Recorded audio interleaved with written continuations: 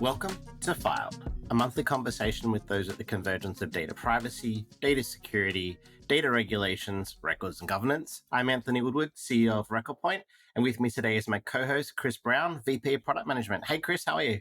Very good, mate. How are you? Good. It's a sunny start to 2024, pretty much around the world from what I can see. Not so much here in Brisbane today, mate. We've got a little bit of a cloudy start. It's been a very wet break.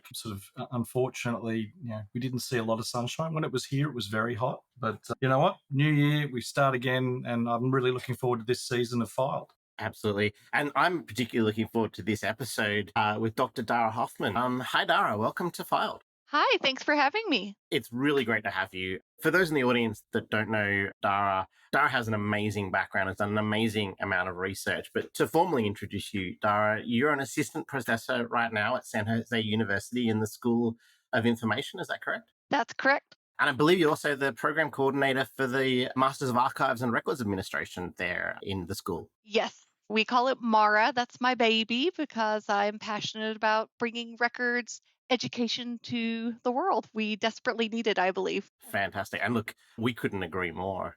It's so great to have you on. I've actually been really looking forward to this episode. So thanks for making the time. Thanks, Darra. And look, I've had the opportunity to have a bit of a read of one of your dissertations and certainly some of the research that you've done.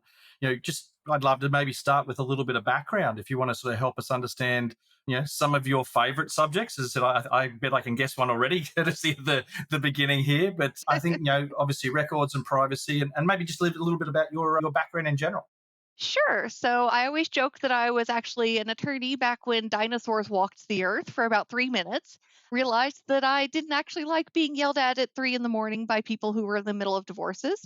So I went back to school. I got my master's of library science and then my PhD in archives. I did my PhD at the University of British Columbia under the incomparable Luciana Durganti, and I also had the privilege of studying under Victoria Lemieux. And so, of course, a lot of my doctoral work was all about, archives and the way that we can bring that sort of archival understanding to these really cutting edge technologies. A lot of my doctoral work was, of course, under inter pares trust with cloud computing, and then with Dr. Lemieux looking at blockchain through that archival lens. I have a very small background with BC. But back in the day, I was working for a competitor and we implemented a product at BC government there and had the pleasure of working with AUX and ARCs. That was one of the more interesting pieces of work that I've had to do over the years. If you can, maybe just give us a little bit more background then on the dissertation itself. So certainly the one relating to how you're actually trying to tie that transparency element with privacy and records, which is a key theme here for us at Filed. For sure. So where that originally came from is that the head of Google Canada gave a talk to the House of Commons here in Canada. And they were saying, oh, you don't need to worry about your privacy because, we at Google build privacy on these 4 pillars. Dr. Durganti said, oh, you should look at this guy's talk. And when I looked at that transparency pillar is the one that really stood out to me. And so I wanted to really understand, how do privacy and transparency, what's the relationship there? Because as archivists and records professionals, we're all about transparency. That's the place where we live, right? Through my dissertation work, I was able to realize that it's not a one-to-one. It's a many-to-many kind of relationship that encompasses a lot of context and, messy humanness. It's such an interesting topic, and it's one that we really like exploring at RecordPoint and here on the Filed podcast. And it comes up a little bit in some of your work around the connection between anonymity and transparency. And so one of the factors we see that we certainly are thinking about a lot and we think is something interesting for the landscape is, in a world where you can save data on pretty much any aspect of anybody's life, and I think this goes back to your point around what Google were talking about, how do you deal with what needs to be anonymous versus what needs to be transparent versus what is better for the greater societal good? And that's what I really saw shining through in your papers. I think if I had the answer for that, I would be a billionaire. But I think that that's part of where we have to go back to record keeping. Datafied technology concerns me because really kind of our notions of privacy, our understanding of transparency has really arisen along with record keeping as sort of a socio-technical, infrastructure, right? And so we have this inherent understanding of recorded information as having these privacy norms embedded in it, right? And so, of course, when we're talking about things that have crossed the archival threshold, we have all of our ideas of trustworthiness, and it all hinges on provenance. And then when you look at things like, Helen Niesenbaum and the contextual integrity folks who are working on that, again, we have these ideas of sender and transmission, what we as record folks know is like fundamental archival diplomatic type concepts. But in this datafied world, we've really stripped those sort of contextual markers away that really let us have a meaningful understanding of what should be transparent, what shouldn't be transparent. And especially when we start thinking about how to use these systems for things like accountability, which of course is like that traditional transparency function from the records perspective, you run into this real challenge of Malcolm Todd, the Canadian archivist, wrote about this in like 2006, this empty archives problem of how can we use things for transparency if we're going to strip them of all of the personally identifiable information, because then you lose that relationship that lets you make accountability, right? And so I wish I had an answer. My answer is always to double down on record keeping, and really we need to move beyond, I think, the data paradigm to understand things in this more contextualized and human way. And it really forces a lot of, if we go down that route, it forces a lot of accountability back onto the folks who are building and using these datafied systems, which of course no one wants. Absolutely. Sort of, because everybody wants the shared outcomes that are valuable, right? We see the conversations now about large language models and ChatGPT, and not going to ask you about the pending new litigation with New York Times and the things that are going on, but those tools are really powerful, right? When you bring together these large data sets and are able to make them actionable, but we also don't want to expose ourselves, I think, as individuals to the privacy fatigue, if I can use that language, that comes with that level of exposure. What's really interesting, I think, in this podcast, and we like exploring, is what do you think are the fundamental building blocks of how we should think about the treatment of information versus records versus the privacy paradigm? Like, where do you see that gelling? Right, right.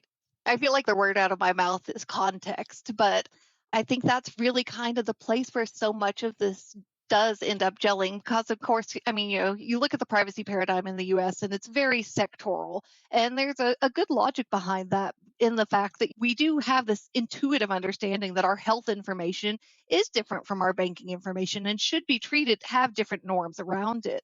And so, to a degree, these kinds of laws attempt to capture that contextual understanding.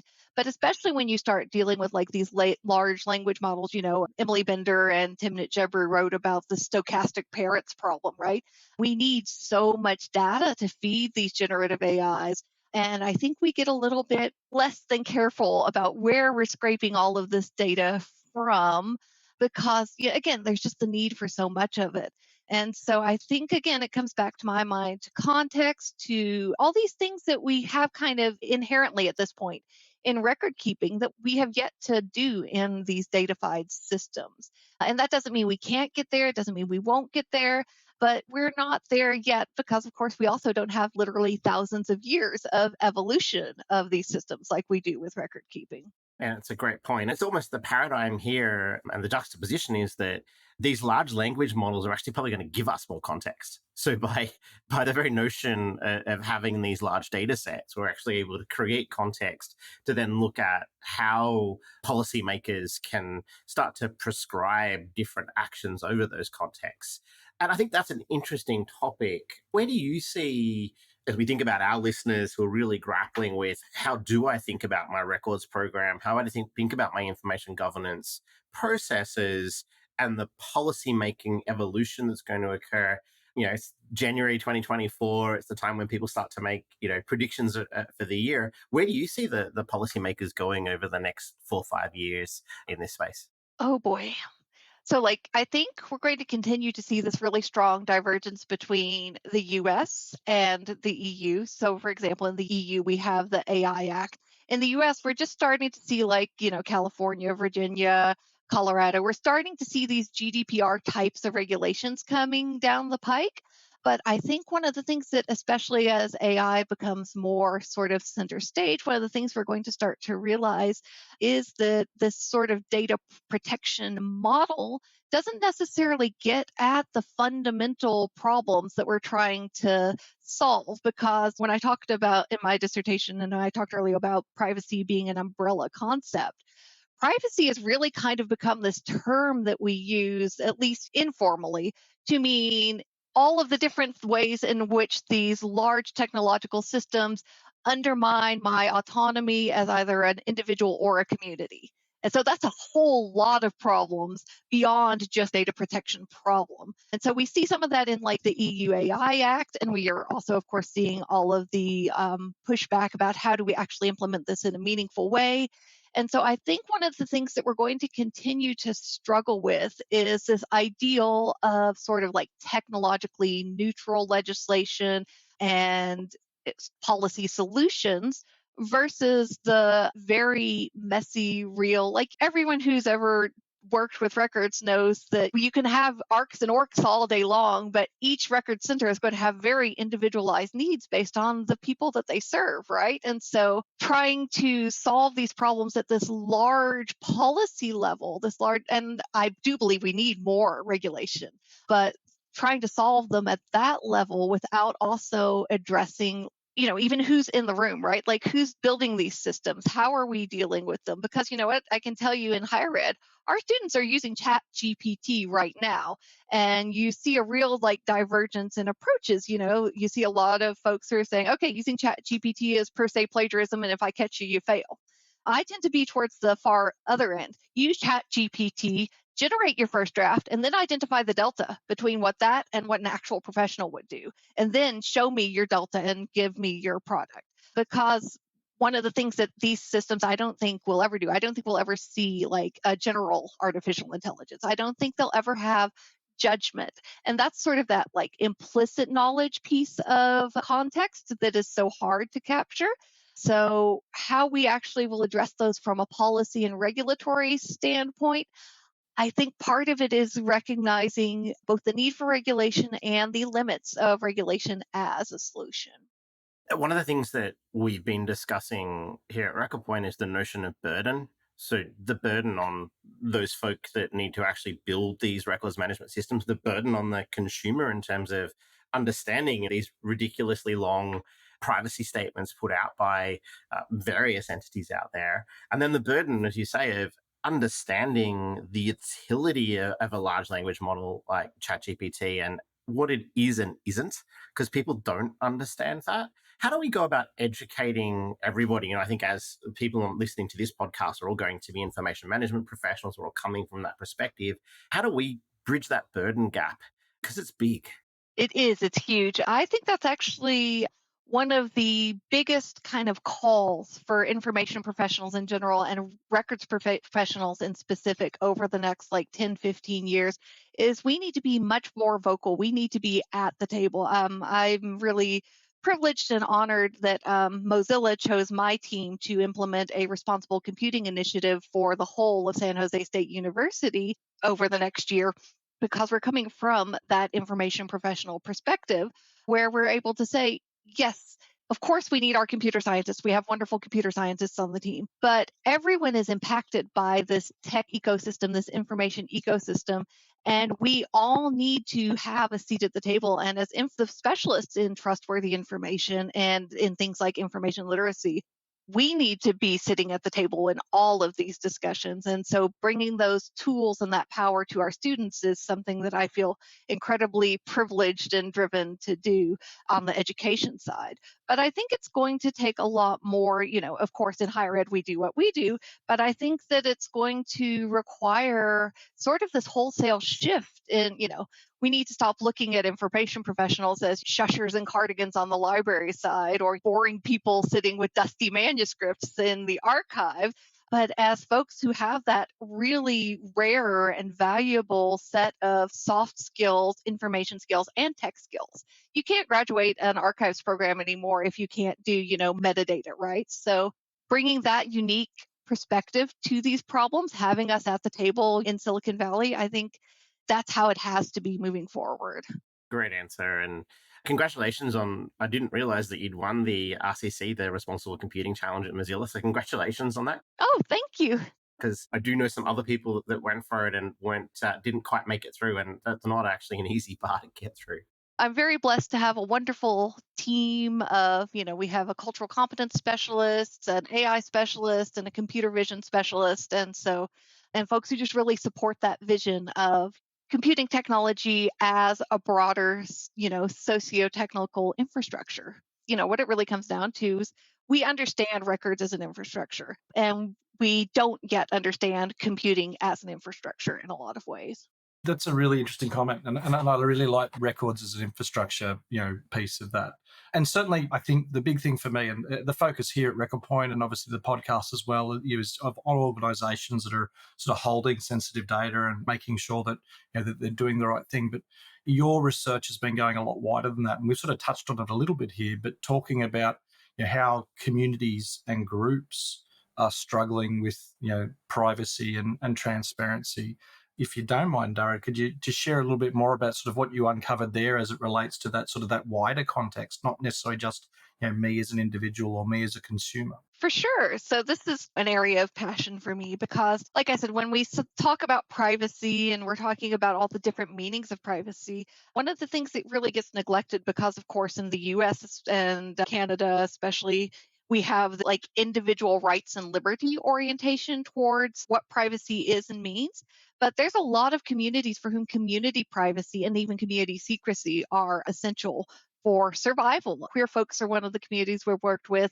Native American and indigenous communities have a lot of cultural knowledge, sacred knowledge that's just been straight up stolen over the years. There's a lot of stuff in our archives that shouldn't be there. But there's also this push. I'm really privileged to work with the Northern Cheyenne tribe on trying to preserve some of their cultural heritage and finding the balance of these tools that are really aimed towards extracting as much data as possible and building in the safety and the protocols to make sure that things that shouldn't be shared beyond the elders are only accessible to elders, things that should be divided along gender lines, and especially things that should not be shared outside of the community. We don't really have good regulatory infrastructures for that. And we can, of course, do that in record keeping, the classification code is everything, right? But building the systems in ways that reflect the ways of knowing that are not necessarily our traditional ways of knowing, that's something that we've been kind of having to of course, there's wonderful tools like Makutu and all that, but a lot of it's been very sort of hand done because that's not the dominant way that we think about privacy. And so, privacy is kind of like the Gordian knot. Every time you pull, you find 10 more strings that are tied up into it. Yeah, beautiful. We could riff on those topics, I think, for hours, but I did want to switch gears slightly. And I know you've done a little bit of work, and I always find an interesting debate because I probably sit in a funny corner of it in my own work around the intersection of chain technologies, privacy, and then how we can provide control of data through those technologies. What are your thoughts on what we'll see in 2024 and beyond with the evolution of those technologies? I think we're kind of finally over like the massive height for blockchain. But the thing with any technology, I think we keep looking for that magic bullet, right? There's never going to be a magic bullet. No technology is going to solve our privacy problems because they're not technological problems. They're social problems. They're human problems, right? And so there's lots of things that blockchain is good for. It's very, very good for ensuring the integrity of records generated on the chain, for example. But there's also lots of different blockchain technologies, plural, right? And so when you're thinking about privacy and using it, just like any other technology, just like AIs, you have to really think about the actual design, the affordances and constraints of the technology itself. And for us, that means, of course, thinking about, can we instantiate the archival bond in these technologies, right? How do we prove provenance? And NFTs were super popular there for a minute. But do NFTs really have the same understanding of provenance as we do? I don't think so, right? And so I think that these technologies are good in that they stimulate the conversations. They give us new tools that we can use, but they're just that. They're tools. They are not solutions in and of themselves. We would concur that that's certainly our thinking as well, that it's just like a database technology effectively that has some strengths and weaknesses that can be applied. But I think what's really interesting that's come out of the debate around blockchain and other technologies like that is the notion of privacy by design built into those systems and being able to shift left in the capabilities that you bring for those processes. One of the things that we've been advocating and starting to write about is the notion of bringing records by design and records management processes by design. I'm not seeing that really penetrate into the world, though. I don't know if A, you agree with this, but B, what are the obstacles to getting that mindset shift change to happen? I totally agree. So one of the big projects I'm working on with my dear friend Kay Royal, she's a privacy attorney, and we'll be presenting our little framework at InfoNext in Palm Springs in April. But our idea of privacy maturity is that you can't have privacy maturity without records and information governance maturity. But part of the problem is that we're not in the rooms, archives and records folks, generally speaking. Of course, like you've got your very advanced folks, but for a lot of the times, folks go, oh, there's people who do that, right? Like we really have that sort of image problem, that very old, I mean, just look at the name. We're archivists, we're librarians. We're tied to these places, these institutions in the popular imagination. And so the first like half of every talk I give when I go to a computer science conference is just explaining what archival science is and what records management is, because we have a whole paradigm and framework that folks need but don't even know exists, right? And so I think that's really like the very first barrier, is just getting out there and making people understand that a lot of what they're looking for is it already exists. Like I had this real kind of moment reading one of the contextual integrity papers where Maria Hildebrand, who's brilliant, love her work, was saying what we need for contextual integrity is we need a way to track senders and actors and all of that. I'm like, we have that. It's called diplomatics, and we've had it for, over 1,000 years. So give me a call, right? Do you think there is some conversation to be had around branding? It's one of the things that we, even in this podcast, that we struggle with generally is the language that sits around records management. It's such a broad topic, but it's so narrow in people's implementation of it in their own heads. Is that something that you think as an industry we should be attacking and changing some of these labels? I mean, I often find myself now just talking about data governance, because records is just data governance. It's just another side of the coin, and not using records. Because when I talk to the CEO of a large bank or the data team at a large bank, they put records into such a particular bucket that when I interchange those words with data governance, it's all good and everybody's all happy and we can all move forward in a structured way.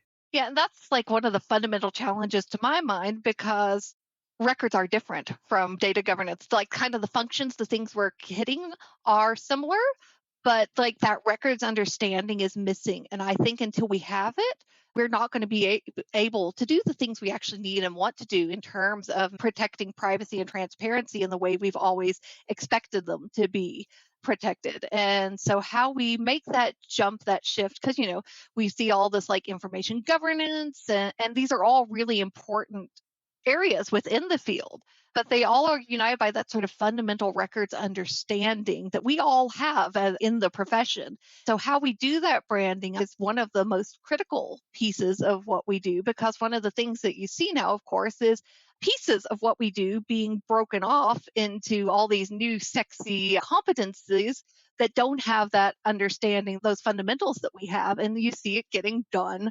wrong because it's not under that broader kind of vision, if that makes sense. My husband's a plumber, and kind of where we've arrived at is that, we're kind of like sewage. Everyone just knows it's expected to work. No one wants to talk about it until the pipe breaks and there's crap spilling everywhere. And that's where we are right now. But no one wants to call the plumbers because it's not sexy. They're like, oh, why don't we bring in a drone to fix it, right? Absolutely. But the reality of sewage, though, I think much like the records management, is the very modernity doesn't exist without sewage. Like it's such an important process in the world that people ignore. I love that metaphor. It's fantastic. Darra, I know we've sort of focused a lot on some of the formal research that you've done more recently. What are you concentrating on next? I know obviously you just jumped in and said, there's something you're presenting at InfoNext, and I'll be at InfoNext as well. So we'll definitely, hopefully, get a chance to catch up and meet in person. But what else is coming for you and your team, this year and moving forward?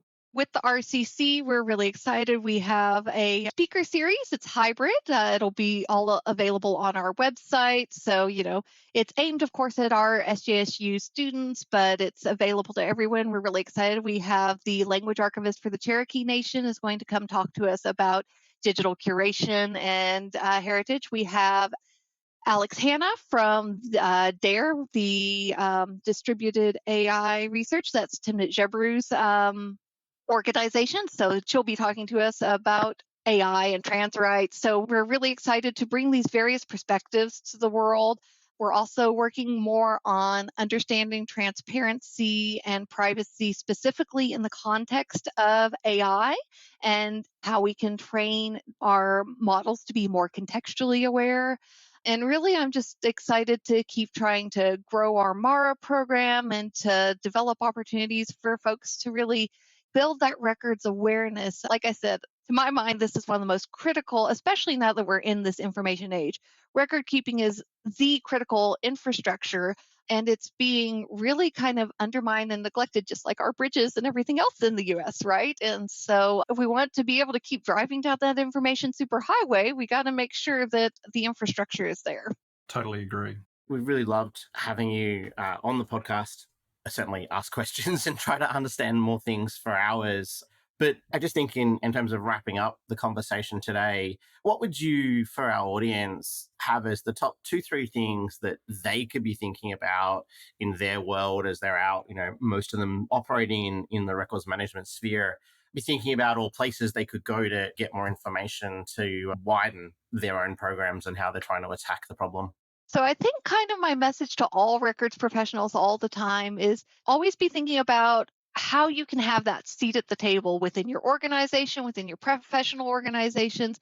I think we have a tendency as a profession to really undersell our expertise and the importance of what we do and the need for the organization. And of course, part of it, like you said, is that whole shifting the language to data governance, that sort of thing. But how do we get that message through to folks of what we do and why it's so critically important? Whether it's talking the compliance angle, talking the efficiency angle, they need us. They just don't know that they need us. So how do we make that happen?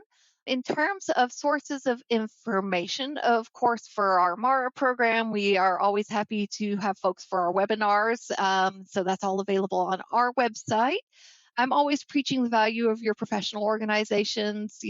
I'm always like, I love Nagara, I love ARMA, I love SAA, but it's true because there's so much more that we learn from each other and being in kinship. I always joke I'm a useless academic, right? Everything that I learn of value is from my relationships with practitioners, the folks really out there and doing the work. And so if you're a practitioner, please call me, let me know what you want to talk about, right? Like we need to have each other's backs as a profession and really kind of be reaching out, talking beyond us, but also talking to each other as well.